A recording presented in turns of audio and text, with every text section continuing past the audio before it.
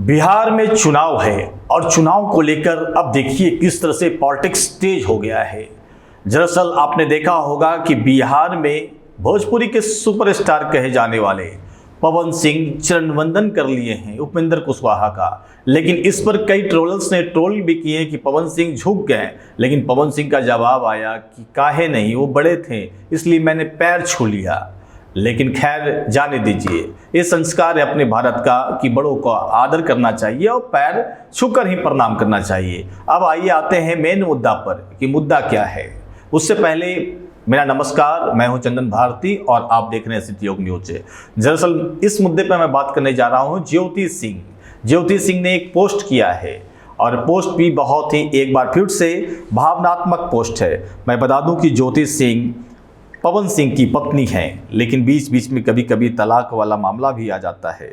लेकिन क्या कीजिएगा, पिछले चुनाव में आपने देखा था कि राजनीति एक ऐसी चीज़ है कि एक मंच पर पति पत्नी दोनों एक हो गए थे, पूरे परिवार के साथ में मिलकर प्रचार प्रसार कर रहे थे। काराकाट जो चुनाव क्षेत्र था, इस क्षेत्र से वो लगातार आपके बीच में प्रचार प्रसार कर रही थी। लेकिन एक बार मैं बात बता दूं कि दोनों उसके बाद चुनाव पवन सिंह हार जाते हैं और चुनाव हारने के बाद ये दरअसल मामला जो होता है कि पति पत्नी एक बार फिर से एक दूसरे के राह चल पड़ते हैं, यानी अपने अपने राह में चल पड़ते हैं। सिर्फ चुनावी गठबंधन था।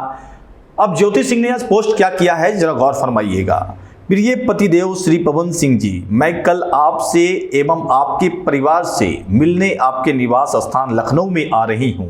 मुझे उम्मीद ही नहीं, पूर्ण विश्वास है कि आप मुझसे जरूर मिलेंगे। अगर आप कहीं और भी होंगे तो भी मिलने की कोशिश करेंगे, यानी ...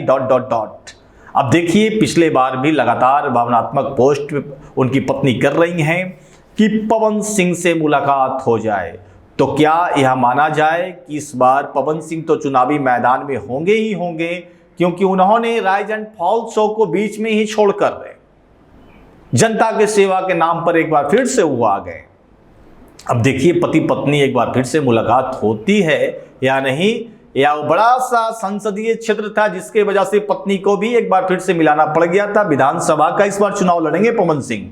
आरा सीट कहा जा रहा है, लोग कह रहे हैं कि आरा सीट से चुनावी बिगुल फूकेंगे। लेकिन दरअसल क्या पवन सिंह के साथ एक बार फिर से फिट बैठती हैं ज्योति सिंह, देखने वाली बात होगी। लेकिन जानकार तो ये भी कहते हैं कि इस बार ज्योति सिंह भी राजनीति की महारत हासिल कर चुकी हैं। पिछले चुनाव में जब वो डोर टू डोर घूम रही थी, इस बार पवन सिंह को भी गच्चा दे देंगी। कहने का मतलब है कि पवन सिंह से अगर दिल की बात दिल से नहीं मिले, लेकिन राजनीतिक कैरियर बनाने की हैसियत से ही अगर दोनों मिल जाते हैं, तो हो सकता है कि यहां से ज्योति सिंह चुनावी मैदान में होंगी, काराकाट या नवीनगर से।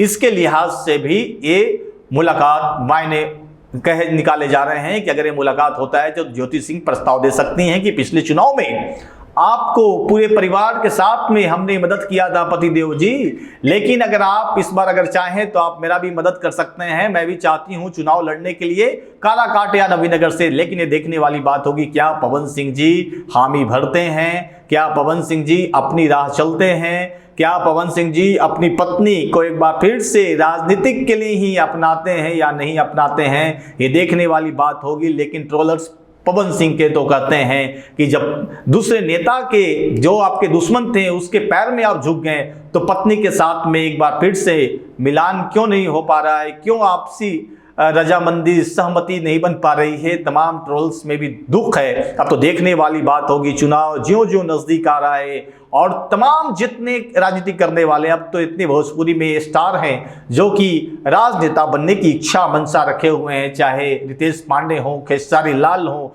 सब कोई चाहते हैं कि कहीं ना कहीं से सेट हो जाएं। अब तो उम्र ढलान पर होने वाला ही कईयों का सुपरस्टार होने के साथ साथ राजनीतिक में भी अपनी राह तलाश रहे हैं। देखने वाली बात होगी कि पवन सिंह और ज्योति सिंह एक होकर एक बार फिर से दोनों अलग अलग विधानसभा से चुनावी मैदान में होंगे या नहीं, या फिर से एक बार वही तकरार मौजूद रहेगा। पूरी खबर पर हमारी नजर बनी रहेगी। देखते रहिए सिटी योग न्यूज, हमेशा सच के साथ।